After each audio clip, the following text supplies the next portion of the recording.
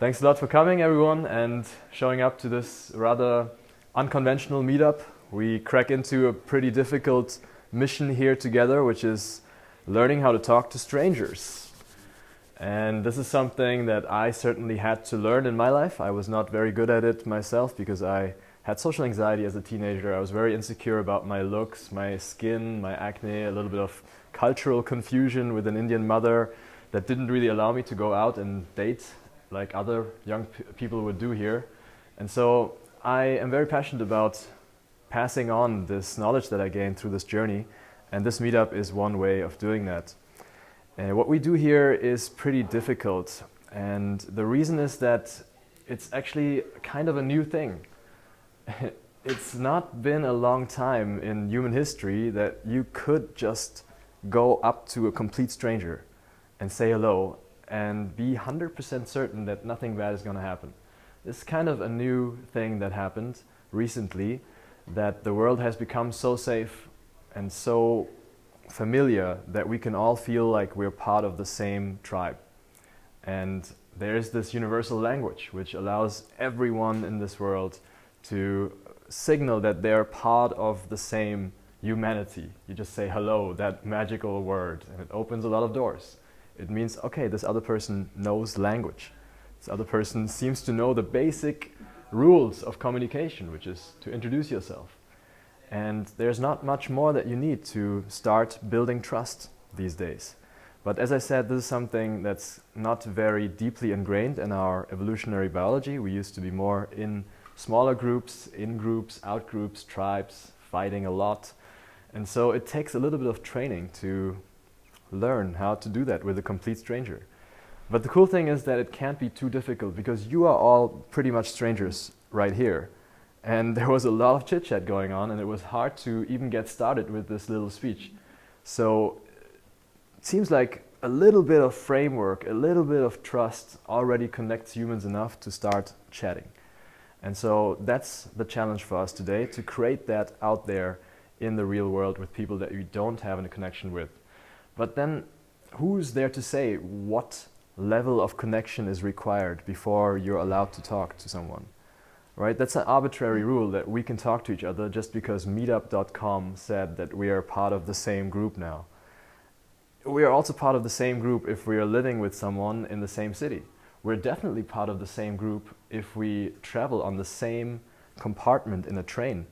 We're definitely a group there, not a very long-lived group, but we are for 5 minutes a group, and certainly we are also in some way a group just by being alive at this beautiful moment in history together. We share the world right now. We can see that as enough of a in-group to be able to start talking.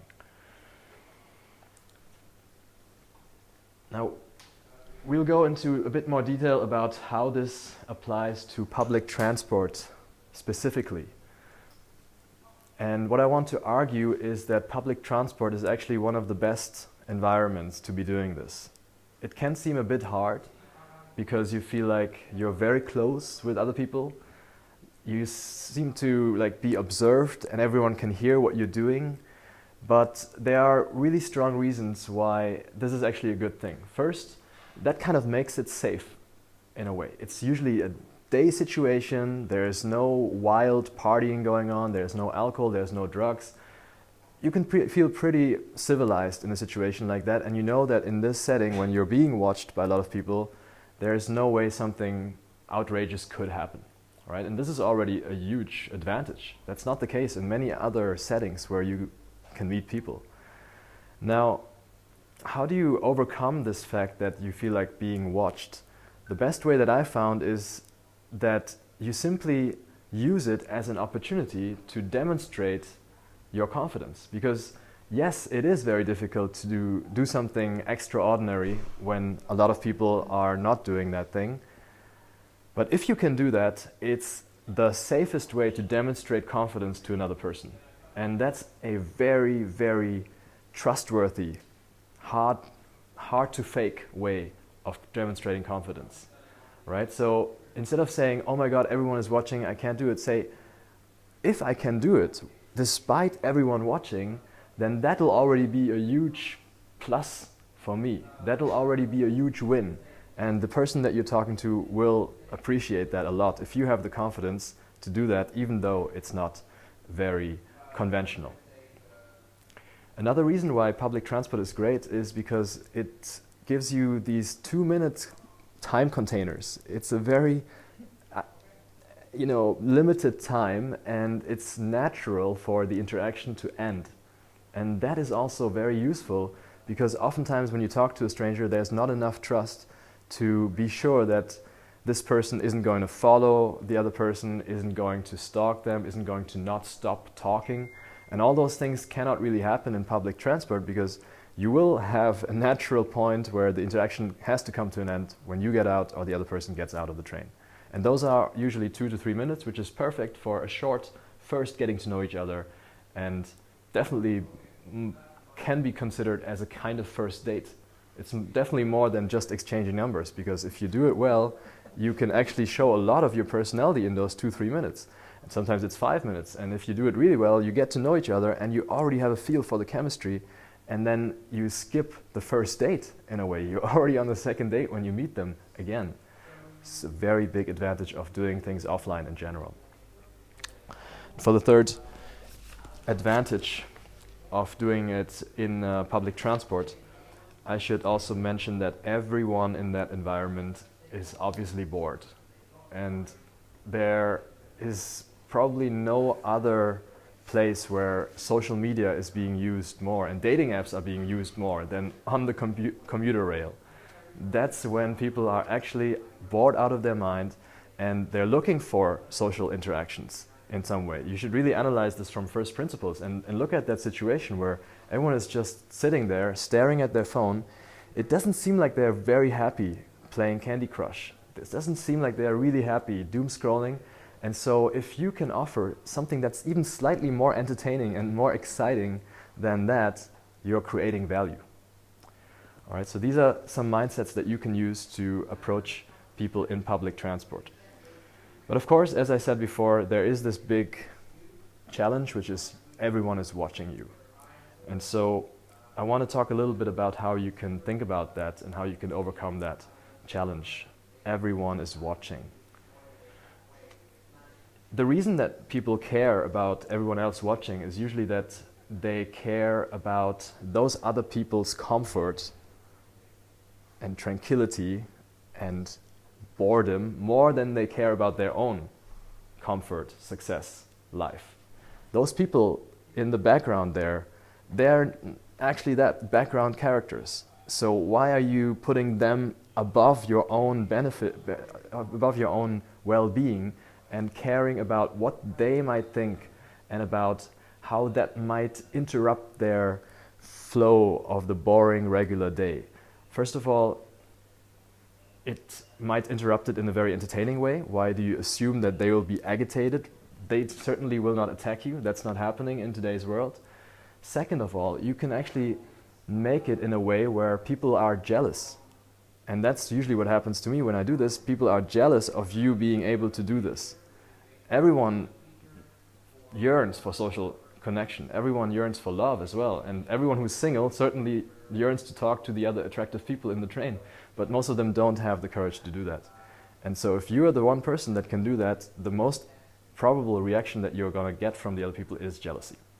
And that's kind of a feeling that you can enjoy a little bit. You can feel like, okay, yeah, apparently I'm cool.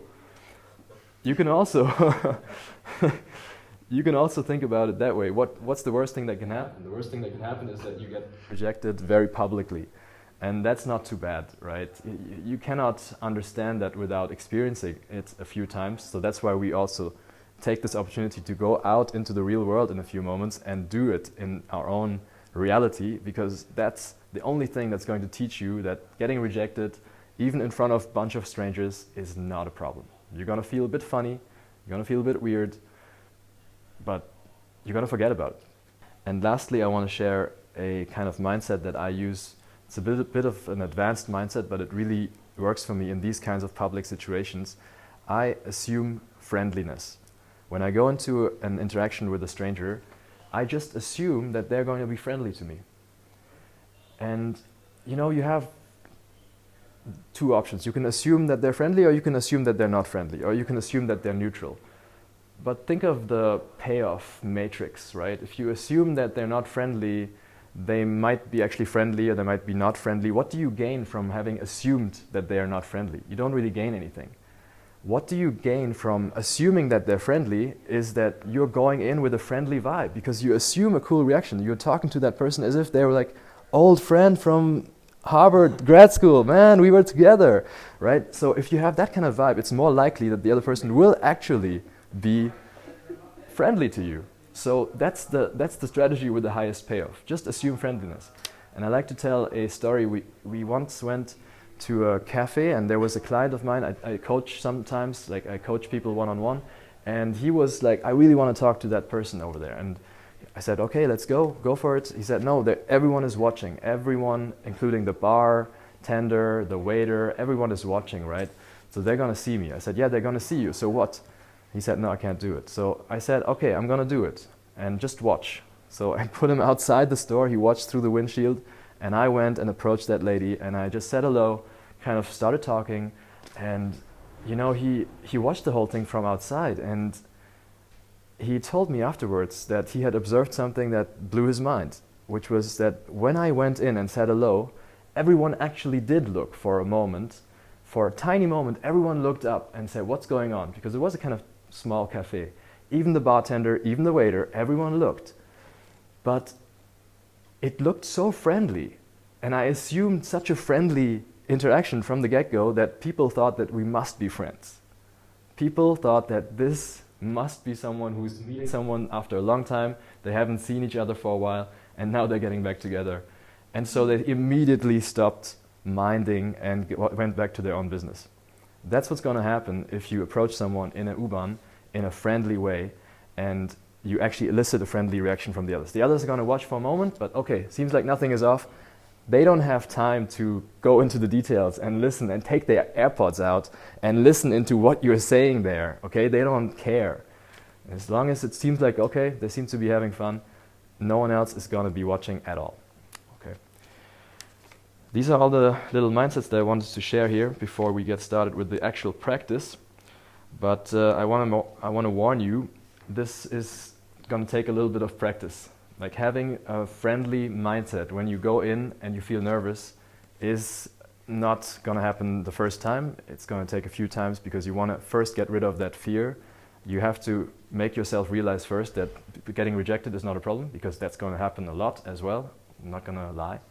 8 out of 10 times, probably the other person is not going to be super receptive. And so you want to get cool with that and move on quickly and not lose your friendly attitude after that happens. And so if you want to get really good at this, I highly recommend you build some kind of practice plan. You do this like not just once a week, but you kind of try to integrate it into your everyday routines and life, because otherwise it's always going to feel a bit weird if you come to these meetings, if you come to these kinds of groups where everyone is new. It's always going to feel a bit try hard. And so this is just to get you all into the mindset that you know it's possible. And then you want to do this in your own everyday natural life. And that's when it's going to feel natural. That's when it's going to feel effortless. That's when it's going to feel also in no way whatsoever toxic. Because it's just part of your reality. When you see someone at a coffee shop, which happens a lot, I know, you just go over there and there's no one else watching you. There's no coach in the background telling you what to do. You're just doing it, and that's going to be feeling like, oh, this is just being myself.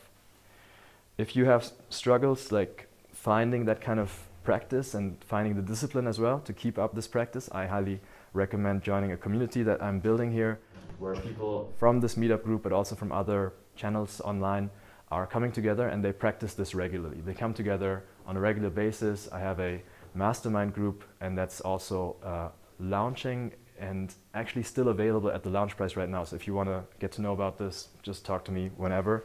We'll be here for a little bit. We'll do some practice, and then we'll meet again right here. If the rooftop is empty, which is very likely, we might even do this on the rooftop of this building and enjoy the sunset together. And there, what we do is we do a little debrief. Everyone gets to share their experiences and also get their questions answered.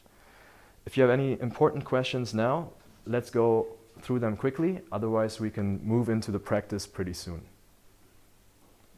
Any questions? Jaume.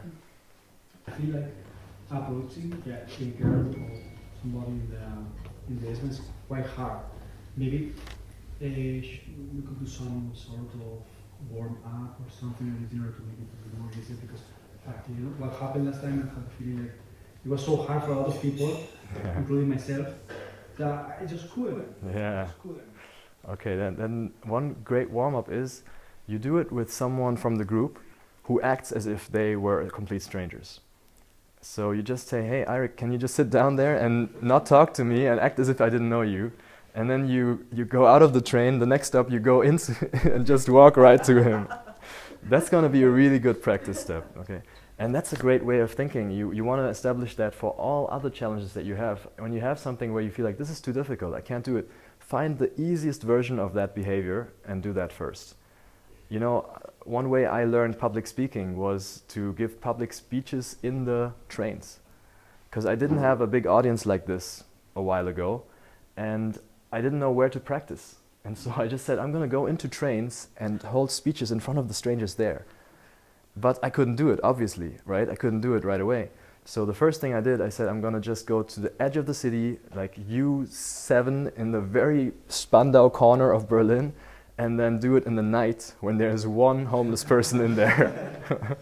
And that way I got used to this feeling, what it's like. And then I gradually worked my way up, and now I can speak in the rush hour in the morning.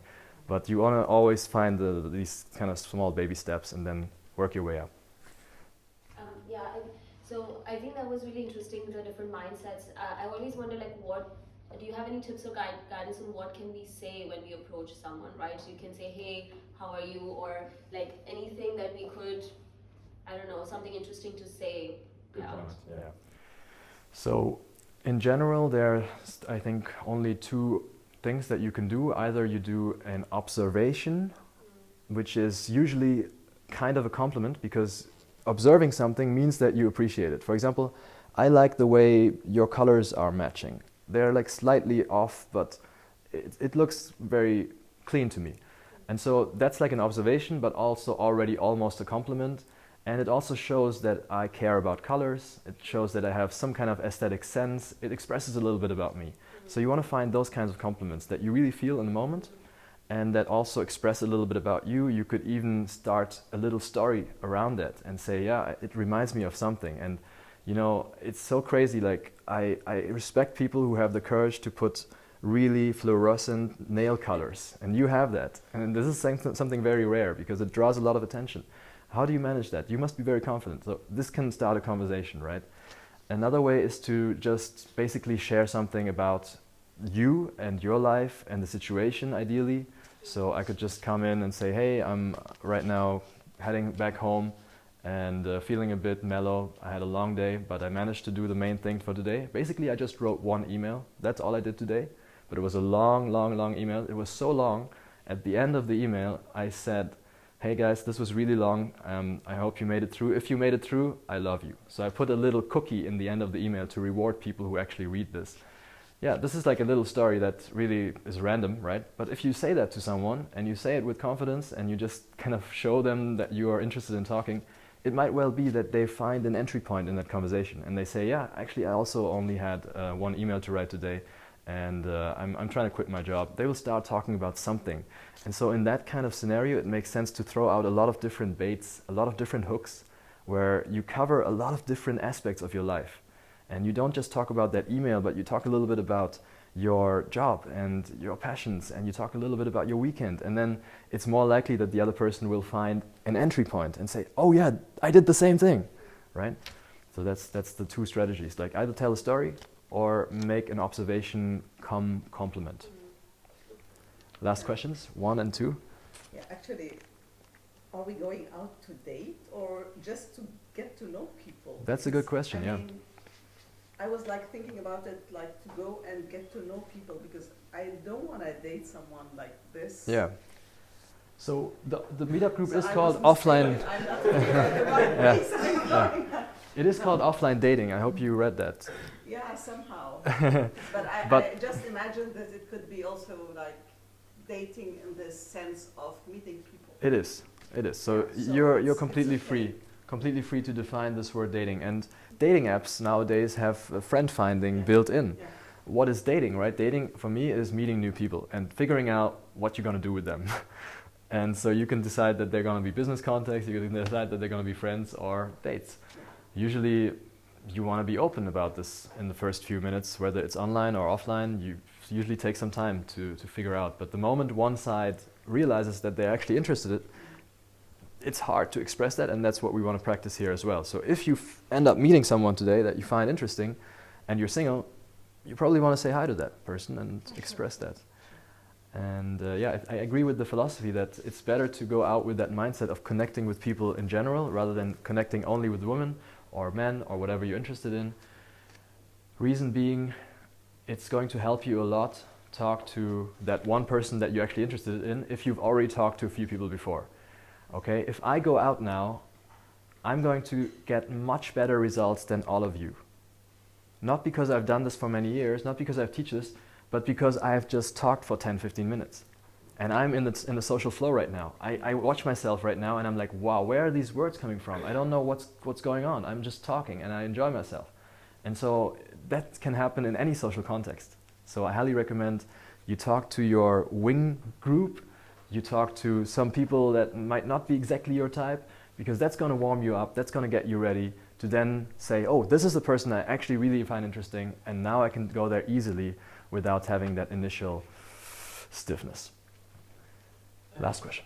Yeah, do you wait before like starting this hello thing, like anything, any signal, like for example somebody who at least look at you, or at least it's not even using the phone, or is using the phone in the moment, you know, is there any like signal that you look, you in particular, before you go and see somebody, like is looking at the phone, or is not looking at the phone, is looking at the, you know what I mean? Yeah, the only signal that I look for is, could I potentially make that person days better? Oh, that's nice. Okay. Because even if that person is on their AirPods, if I look at it closely and I realize this person is just bored and listening to podcasts because there's nothing else to do, I have that kind of self-esteem that I say, meeting me would be more interesting than listening to that podcast. And maybe she doesn't agree, but I believe that it's likely. And the moment I find out that she's actually more interested in the podcast, I'll back off. But if I have that belief, and you can easily have that belief if you believe in yourself, if you believe that you're a cool person, you're going to say, hey, most people would be pretty lucky to meet me because I have some special kind of skill, some kind of special characteristics, and all of you here have something like that. You're all doing something all day that's unique, that no one else does. So you can probably tell some interesting stories. You could definitely make someone's day. Maybe not everyone's day, but there's a chance. And so I don't wait for signals. Signals happen sometimes, especially when I'm warmed up like now. Right now, if I go out to the street, I'm glowing. Because I'm talking, I'm already kind of free, you know, I can do whatever. And people sense that when there's someone who is like kind of, oh wow, kind of charged up. It's like being drunk, I guess, or being high, but without the drugs. But when I don't warm up and I just go to work in the morning, I don't get eye contact. No one looks at me. Sometimes, like one out of 10 people that I look at, they actually look back. And then it's very easy because I feel like, oh, they're also interested and attracted. But most of the time that doesn't happen, so I have to definitely work my way into their view field and say, hey, and then bring up that energy and see how they react. But that's a lot of practice. It's a lot of psychology. You don't have to overthink it though. The mindset of, hey, I'm cool, so most people would be happy to meet me, that's enough. And if you don't have that, you have work to do on yourself. That's work that you want to do at home, at your work, in the gym, wherever you need to go to develop yourself into the person that you feel like most people would be fortunate to know.